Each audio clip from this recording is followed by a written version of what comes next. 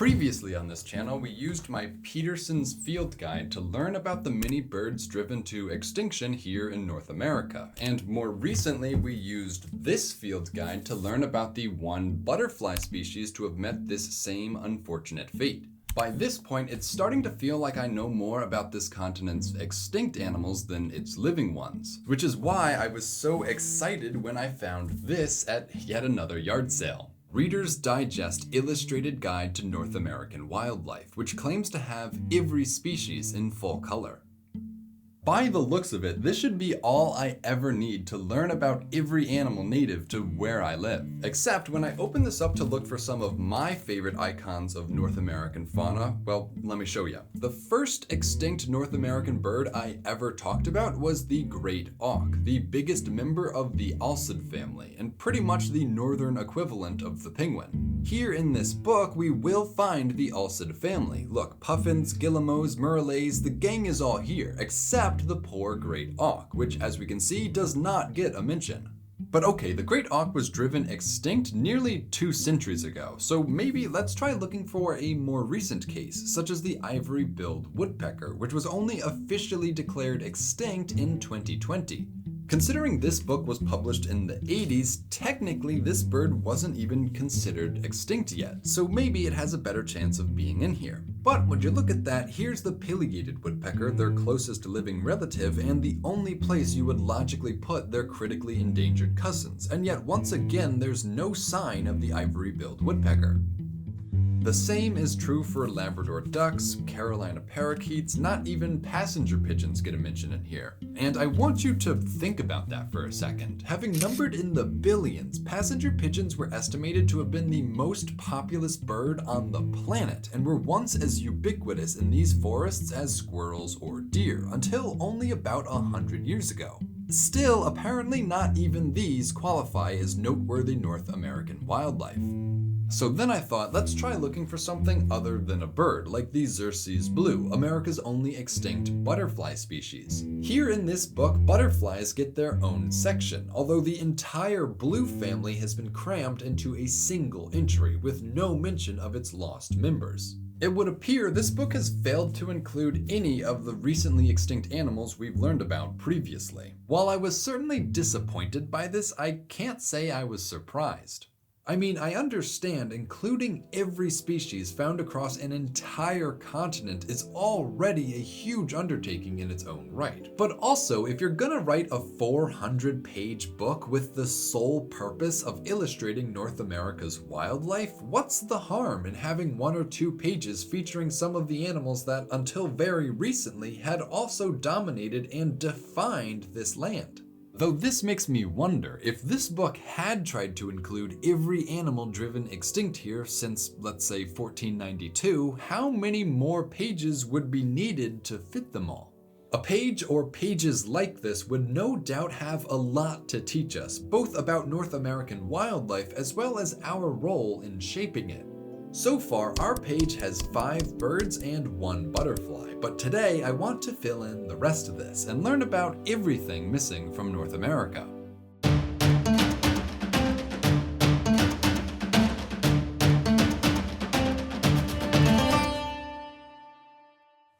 Okay, to tell the truth, the research for this video was pretty daunting. So daunting, in fact, that I decided to make things a little easier by buying another book. The official World Wildlife Fund's Guide to Extinct Species of Modern Times. Included in this volume are 5 sections, 3 of which fit into our area of interest: birds of the Pacific Islands and North America, fish of North America, and mammals of North America and Atlantic Islands. Though I'll be honest, when I first saw this section on extinct North American birds, I thought we'd be able to skip it, considering I'd already made a whole video about them. But it turns out, because I used this book to make that video, I ended up limiting my scope to only the eastern and central US, and there are actually a few more bird species from the rest of North America that I missed. The first bird mentioned in this book is the dusky seaside sparrow, but if we look, it has 3 taxonomic names: Amysposa maritima nigrescens, indicating this is merely a subspecies of the much more far-ranging seaside sparrow. And I'm sorry, but for simplicity's sake, I'm going to try to avoid including subspecies, though the story of this one in particular is interesting and singular enough that since we're already here, I might as well cover it. Like I said a moment ago, Amospiza maritima has a narrow range all along the east coast of the US, where it inhabits numerous fragmented salt marshes. Over time, the isolated populations started to evolve apart from one another, producing at least 8 subspecies. The most distinct of these was found only on Florida's Merritt Island, where they'd been in isolation for roughly 500,000 years, giving them enough time to develop their own unique plumage, being far darker in color than any of their relatives, explaining why they were labeled as the dusky seaside sparrow. For a long time, Merritt Island remained nothing more than a backwater swamp, which kept the birds inhabiting it well protected from the impacts of human development. That is, until the 1960s, when we choose to go to the moon in this decade and do the other things, not because they are easy, but because they are hard. The newly formed National Aeronautics and Space Agency was tasked with finding sites to build, test, and launch rockets from, and being directly adjacent to Cape Canaveral, Merritt Island was the most logical choice to construct the Kennedy Space Center. 88,000 acres of land on Merritt Island, just west of the already established Cape, was the logical choice. In mid-1961, the Corps initiated acquisition of land on Merritt Island, paving the way for early phases of construction.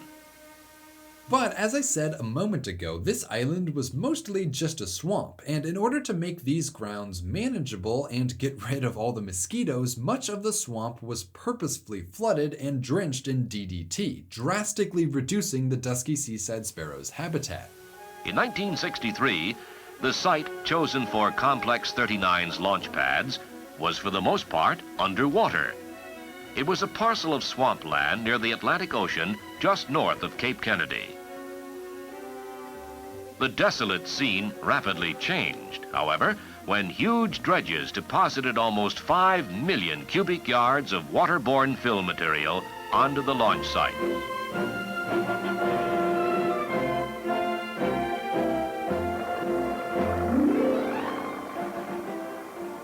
Huge bulldozers and earth movers rolled across the coastal wilderness, clearing everything in their paths. After this, the swamp was almost entirely drained to allow for the construction of a highway, which together absolutely decimated the seaside sparrow population here. As development of the island continued, their numbers dwindled until the last known living specimen died in 1987, making this one of the most recent and best examples of our willingness to sacrifice nature in the name of progress.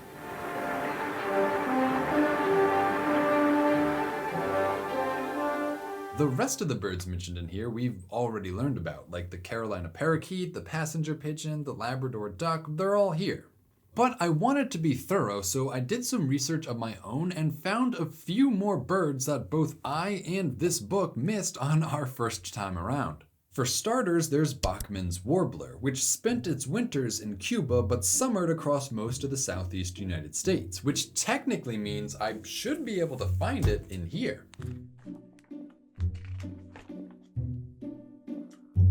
Yeah, okay, wow, here it is. Page 272, Bachman's warbler, and sure enough, it's described as probably extinct. That's so funny, I totally missed it the first time I searched this. Though in my defense, it hasn't technically been declared extinct yet, but the last time it was seen was in 1965, so things aren't looking good for it. The story behind these warblers is quite similar to those we've heard before. They lived in the many unique and isolated wetlands of the region, only to witness the rapid and widespread destruction of such environments at the hands of humans, leading to a collapse in their population. But it turns out this wasn't even the only bird I missed in here, and after looking this over again, I came across the Eskimo curlew, another species whose fate is still unresolved, earning it the classification as only possibly extinct. These once numbered in the millions, making a yearly migration from the Arctic all the way to the Pampas region of Argentina, only to be market hunted throughout the 1800s, while also witnessing the widespread loss of many of their feeding grounds along this route thanks to human development. It was during this migratory trip that in 1983, the last flock of Eskimo curlews, consisting of 23 birds, was ever spotted in Texas. Though given how numerous they were and how recent this was, the question as to whether or not these birds have since truly disappeared remains open. However, if we expand our search even further south, we'll find Mexico has witnessed 2 of its own birds disappear. First was the slender-billed grackle, which hasn't been seen since 1910. Similar to Bachman's warbler, these birds were endemic to only a handful of wetlands throughout a single valley here. Before humans arrived, this area was home to a large but shallow body of water, Lake Texcoco, giving rise to a rich marshland ecosystem. Here, Mexico City was established and soon became the largest urban area in all of North America, home to over 21 million people. To make room for all these people and the agriculture their presence demanded, Lake Texcoco was gradually drained and the slender-billed grackle's one and only habitat disappeared, leading to its ultimate disappearance as well.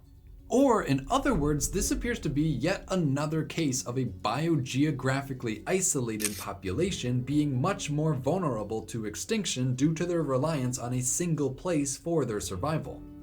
However, the final extinct North American bird I want to talk about today was the one that shocked me the most when I first learned about it, as it was across a much wider range within the pine forests of the Sierra Madres Occidental Mountains where the imperial woodpecker once lived. Now, you might remember learning about the ivory-billed woodpecker, which was just recently declared extinct here in the US. Well, the imperial woodpecker was even bigger, and in fact was the largest member of the entire woodpecker family. To fully understand the significance of this bird, we need to look back to this map of the biogeographic realms. As you can see, this part of Mexico lies right on the boundary between the Nearctic realm and the Neotropical realm, and as a result, these pine forests represent one of the furthest reaches of North American flora. So the fact that it was here where the largest woodpecker in the world was to be found serves as a fantastic example of what makes the wildlife of this continent so special. Unfortunately, Mexico is just as much of a settler society as the United States, and early in their history, these forests were logged extensively. Not only did this remove their habitat, but it also meant the woodpecker's practice of eating by poking holes in trees made them a nuisance to loggers, who saw them as lowering a tree's value. For this reason, people were encouraged to hunt and even poison these birds in an effort to increase profits, effectively eradicating them from all but the most secluded of these mountains. The last sighting of an imperial woodpecker was in 1956, leading most people to conclude that they've long been extinct, though to this day they remain listed as critically endangered, and some still believe a small population could persist somewhere in the mountains of Mexico. Which, either way, if you ask me, makes them worth mentioning in a book like this. After this, I'll admit I did find a few more extinct birds from even further south, like the Atitlan grebe, but this crosses into the Neotropical realm, where species start to resemble South American fauna more than North American fauna, so I think this is where I'm gonna draw the line. It's also worth noting the Caribbean belongs within the Neotropical realm as well, so I won't be covering any of the birds these islands have lost either. Which I believe means we've covered every extinct bird from this continent, 10 altogether, which if you ask me, feels like it would take up at least one full page. The next chapter of this book we're concerned with is the extinct fishes of North America. I'm actually really glad this section was included, as otherwise I'm not sure I would have thought to look into it on my own, as fish aren't really what I think of when I imagine animals living within a continent. I guess what I was forgetting is the fact that this landmass hosts a series of Great Lakes, amounting to one of the largest freshwater ecosystems anywhere in the world. It was here that the longjaw cisco, the blackfin cisco, the deep water cisco, the short-nosed cisco, and blue pike once swam. But as American and Canadian colonists settled along these shores, they polluted it, introduced new parasites like the sea lamprey, and what started as subsistence fishing turned into a commercial fishing industry, causing many fish populations here to collapse. In 1957, as many as 26 million pounds of blue pike alone were being hauled from these waters every year, though by 1959, just 2 years later, that had dropped to 79,000 pounds, and 5 years after that, only 200 pounds were caught. Soon enough, none could even be found, and by 1983, the blue pike was declared extinct. Sharing the same waters, the story is essentially the same for all the different ciscos that once lived here as well. Beyond the Great Lakes, however, the Mississippi River was also heavily industrialized, and pollution combined with overfishing led to the disappearance of the hair-lip sucker.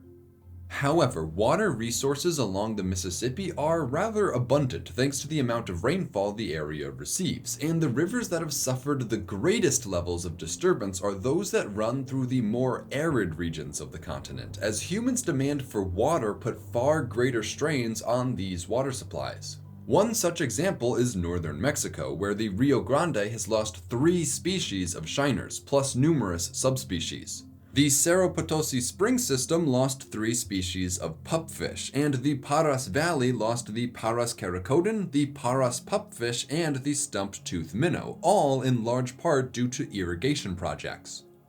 As we learned earlier, the draining of Lake Texcoco was catastrophic for everything living within it, especially the fish endemic to its waters, which included 3 undescribed species of Mexican dace. The nearby Lake Chalco was also drained, causing the plateau chub and Indo-Raic chub to lose their only homes as well. The same happened to the Lago de Magdalena, causing another fish species, the opal alatoca, to disappear. Besides that, the Alberca silverside disappeared from the Rio Lerma, the Durango shiner disappeared from the Rio Tunal, the same is true of the Ameca shiner from the Rio Ameca, the graceful Priapella is no longer found in the Rio Mozorongo, and the least silverside is gone from La Mencinta Spring, all of which were drastically drained to support local agriculture.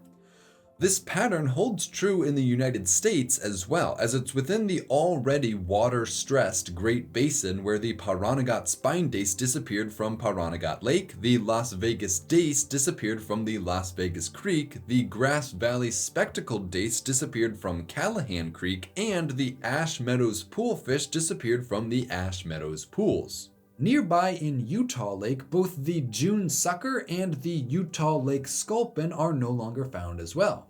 Then there are loads of individual cases, such as the Snake River sucker from Wyoming, the Miller Lake lamprey in Oregon, the thick-tailed chub in California's Central Valley, or the Clear Lake splittail.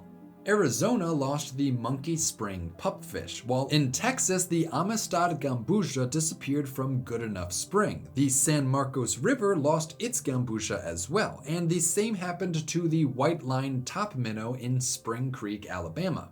The Skiato mad tom only lived within the waters of one tributary to the Ohio River. The Maryland darter hasn't been found since 1988. Finally, the silver trout once lived in only 2 ponds in New Hampshire, but introduced trout species have since edged them out here. In total, that's 43 species of fish to have disappeared from North American waters, mostly within just the last century.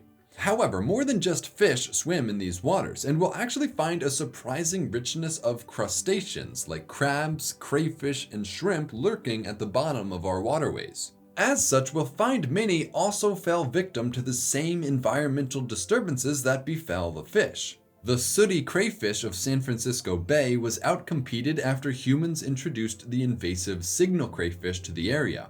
The Pasadena shrimp once lived in the streams of South California, but the development of this area turned many of these into concrete channels. Cambarellus alvarezi was a shrimp found in a single unique desert spring system in northern Mexico, until this was drained to feed the crops now being grown in the region. The same happened to the crayfish that once inhabited the peculiar sand hills environment found deep in Georgia's interior, which once hosted all sorts of distinct flora and fauna before much of it was converted to pine plantations and cow pastures. Once again, it appears each of these animals' reliance on just one small habitat is what made them so susceptible to human activity, though this is perhaps best exemplified by the crustaceans that found their ways into the caves scattered throughout the Gulf Coast, like the big cheek crayfish in Florida, the white spring crayfish in Alabama, and Hemigrapsus astellanensis, a cave crab once native to Texas. You'd think the deep isolation of their caves would make them nearly impossible to impact, yet even these underground water systems weren't safe from the construction of dikes and the digging of wells, affecting these cave dwellers all the same as the rest.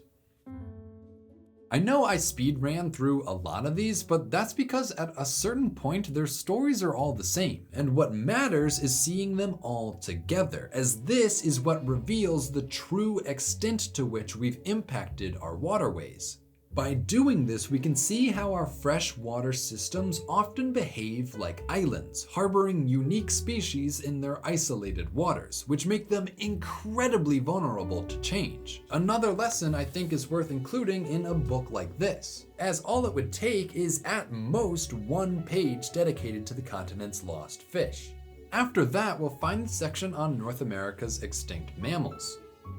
And I know I said I'd try to stay away from subspecies, but it's kinda unavoidable here, as the first few pages of this chapter are filled with subspecies after subspecies of wolves.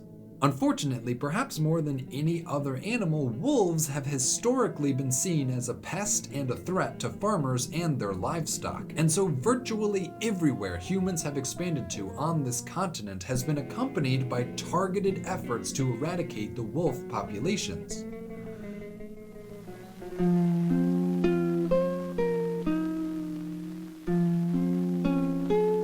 In North America, there were men who made a living as wolfers. The job to get rid of the critters. For though people regret the extermination of nice species like the passenger pigeon, few question the desirability of wiping the wolf from the face of the continent. While this hasn't resulted in the wolf's complete disappearance from North America yet, it has led to the extinction of countless subspecies, including the Kenai Peninsula wolf, the Banks Island wolf, the Cascade wolf, the Southern Rocky wolf, the Mogollon wolf, the Texas wolf, and the Newfoundland wolf. For the most part, wolves have stayed away from these areas ever since, meaning this has greatly diminished both the American wolf's diversity and distribution. And this, I believe, is an incredibly important event to study if you ever hope to understand the ecology of this continent, as wolves were once the dominant predator across its entirety, and in a lot of ways represented the pinnacle of North American wildlife. As such, they were also ecologically essential for keeping populations of deer and other large herbivores under control. Without them, the deer have begun to overpopulate these forests, where they overgraze on tree saplings, causing the forests to gradually disappear and grasslands to grow in their place. Or in other words, the loss of these wolves has literally altered the landscape of this continent, revealing just how crucial members of the ecosystem they are here. And because of this, I can't help but feel like they deserve recognition in this book as well, something that wouldn't even take up a full page. After this, our book includes several more examples of extinct subspecies, such as Dawson's caribou, the eastern elk, the eastern cougar, the California grizzly bear, the Mexican grizzly bear, the Arizona jaguar, and the Badlands bighorn sheep, all of which are super interesting in their own right. But I'm afraid I'm not gonna go into any more detail about any of these, as they're all just subspecies. In truth, there's really only one full mammal species known to have disappeared from these lands, Mustela macrodon, or what used to be known as the sea mink. These lived along America's east coast, from New England up to Newfoundland, where they scavenged within the narrow intertidal zones, and possibly even ventured into the water to hunt. The only other member of the weasel family known to live aquatic or even semi-aquatic lives are otters, and it appears the sea mink was in the process of evolving into an East Coast equivalent of this, though this was interrupted when colonists arrived and these became some of the first and most thoroughly settled shores in the Americas, despite how freezing cold it can get here. In an attempt to keep themselves warm, many of the earliest colonizers hunted local animals for their pelts, and the most prized of them all was that of the sea mink, as not only were they the largest members of the entire weasel family, but also because their aquatic nature meant their pelts may have had some degree of water resistance, making them highly valued in colonial America and the primary target for many fur traders. It wasn't long before they became exceedingly rare, which only made their pelts even more valuable, and so hunting continued until 1894, when the last known sea mink was killed on Campobello Island in New Brunswick. And that's every North American species in here. So, are we done? Well, you might notice this is only volume 1 of a supposed series, though I wasn't able to find any other volumes online. So from here on out, it looks like I'll be doing my own research. After realizing I missed so many bird species, I started to wonder if the Xerces blue was the only insect to have disappeared, and of course it wasn't. In fact, a total of 20 insects are known to have met this fate. 4 of these have virtually the same story, as the chestnut casebearer moth, the chestnut clearwing moth, the chestnut ermine moth, and the Phleophagon chestnut moth all relied on the American chestnut tree to survive. So, when the chestnut blight swept through and nearly wiped these trees out, all the species that were obligate to it suffered as well. Overall, the chestnut moths are a perfect example of how interconnected ecosystems can be, and how the death of one species can impact countless others. Another example of this can be found in the California condor louse, a parasite that once infected these amazing birds. However, as the California condor itself went extinct in the wild, the final few that remained in captivity were all deloused, or cleaned of any and all natural parasites, in the hopes of increasing their survival rates, without realizing they were grooming these specialized lice out of existence. This was the first time something like this had ever really happened, where attempting to save one species from extinction inadvertently came at the expense of another going extinct, and has since given rise to an entire field of study called parasite conservation. Another pattern I noticed amongst extinct insects is that most of them were either caddisflies, stoneflies, or mayflies, which are all semi-aquatic insects, relying on bodies of water either to feed or to lay their eggs in. And just like the many extinct fish of the continent, many of these insects evolved within just one unique freshwater system. The Castle Lake caddisfly, for example, was only ever found in Castle Lake. The Illinois stonefly was only known from one location on the Illinois side of the Mississippi River. The Pecatonica River mayfly called only the Pecatonica River its home. The same is true of the Athens caddisfly, the robust burrowing mayfly, and the three-toothed caddisfly, all of which were dependent on just one body of water, almost as if they were islands. And so when colonists arrived and began altering these environments by adding pollutants and pesticides, many of these species saw their only homes destroyed and ceased to exist as well. This has happened to a greater extent in California than anywhere else, where besides the Xerces blue, Castle Lake caddisfly, and California condor louse, this state has also witnessed the disappearance of the Mono Lake beetle, the Fort Ross weevil, the Yorba Linda weevil, the Volutine tabanid fly, an undescribed species of Helula moth, the Antioch Dunes shield-backed katydid, and the Central Valley grasshopper. 9 in total, or nearly half of all the insects on this page. More examples of small populations' reliance on single locales, making them far more vulnerable. However, the same cannot be said about the final insect I want to talk about today, the Rocky Mountain locust, which had what can only be described as an expansive range throughout the Rockies, but would form swarms that would descend on the prairies and eat everything in sight, devastating local agriculture. The swarm of 1874 was a particularly damaging event, as it covered an area larger than California and numbered as many as 12 trillion locusts, forming one of the greatest concentrations of life ever achieved on this planet. Knowing this, Rocky Mountain locusts sound pretty hard to get rid of, so how is it possible that they have since completely disappeared? Well, despite being regularly found throughout these mountains, these locusts only came together to breed in a few specific areas along streambeds within the Rockies. Efforts led by farmers and backed by the American government traced down these spawning grounds and began targeting their eggs. Plowing these areas with farm tools is all it took to destroy their eggs, and less than 30 years after the 1874 swarm, these bugs had completely disappeared. Like this, I think it's safe to say the Rocky Mountain locust didn't go extinct, but rather was exterminated, and today people have all but forgotten the plagues of locusts that once descended on these fields.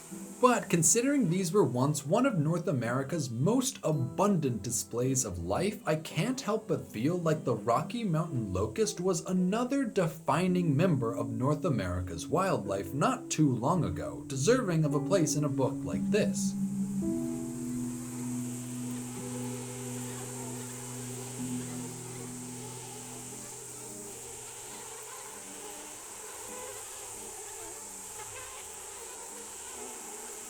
The next group of animals we need to look at is amphibians. In total, I was able to find 10 amphibians from the continent driven extinct, but 9 of them were only found within the rainforests of Central America, which again technically falls into the neotropical realm, so I'm not going to go into detail about them. That leaves us with just one lost amphibian from the Nearctic realm, Ainsworth's salamander. Only ever collected once in 1964 from a single imprecise locality somewhere along the Mississippi River, it presumably inhabited the marginal forests along the riverbanks. However, it wasn't until 1998 that this species was fully described, and by then people had already developed the lands immediately surrounding the river, disturbing the salamander's habitat, perhaps even removing it entirely, and it hasn't been found since. That brings the total number of extinct animals to 81. 10 birds, 43 fish, 7 crustaceans, 1 mammal, 1 amphibian, and 20 insects. A pretty substantial number if you ask me. However, that's still less than half of all the species now missing from this continent, though everything that remains all belong to one last family of animals, the one that has suffered by far the greatest losses. Mollusks. Now, I know these aren't the most charismatic of creatures, so I don't think we're gonna look at each one individually, but the sheer number of species lost, 80 in total, demands we at the very least get to the bottom of what's causing so many mollusks to disappear. Of course, by now, the answer should be obvious. Many of these only belonged to a single river system and were therefore highly vulnerable to the changes brought on by human development. Quickly, these waters became polluted with pesticides, fertilizers, and industrial chemicals. Non-native species were allowed to invade. Sometimes they were even introduced on purpose. Entire rivers were dammed. Others were completely drained for irrigation. Altogether, North America's freshwater ecosystems have suffered a level of disturbance greater than any other, causing 35 of its endemic mussels and 45 of its endemic snails to lose their one and only habitats, bringing our total up to somewhere around 160 extinct species, which I'll admit probably wouldn't fit in just a single page. But let's see, you could probably squeeze all the birds into one page, all the fish onto another, insects as well, mammals and amphibians could probably share a page, and if you're feeling really comprehensive, heck, you could even give mollusks their own pages too. At most, you'd still only need to add 6 pages to a book like this for it to truly contain every North American species. Which, in my opinion, isn't too much to ask for, especially with a book that's already 400 pages long. But okay, that leaves one final question I'm sure some of you are still wondering. What would be the point of including these extinct animals? After all, you're likely never going to see any of them in the wild, so you could make the argument that they're not really necessary to include in something like this. And my answer to that is that although these animals may be gone, there are still things they can teach us about this land. Learning about the imperial woodpecker, for instance, taught us about the furthest reaches of the Nearctic realm. Learning about the many extinct wolf subspecies taught us about a missing part of this continent's ecology. And learning about its many missing mollusks revealed which environments have been impacted the most by our presence, which we otherwise might have never even considered. Every animal we learned about today reveals something different about this continent, and altogether they give us a more complete understanding of North American wildlife, which is what this book claims to offer. If you ask me, a book like this should be invested in helping to preserve what North American wildlife remains, and today we saw how learning about its recently extinct species is a key part of that, as they reveal our greatest vulnerabilities. So, if we truly want to know and appreciate every living thing within this continent, we also need to know what's been lost. Or, what's the saying? You don't know what you got until it's gone.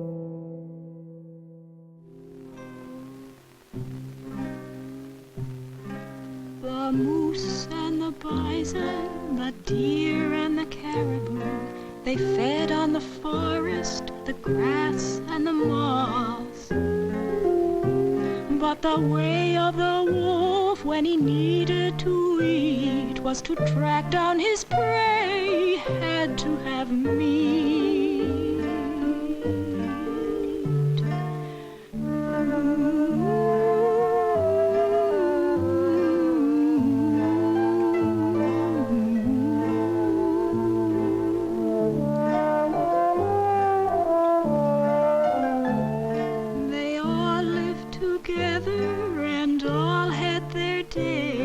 By living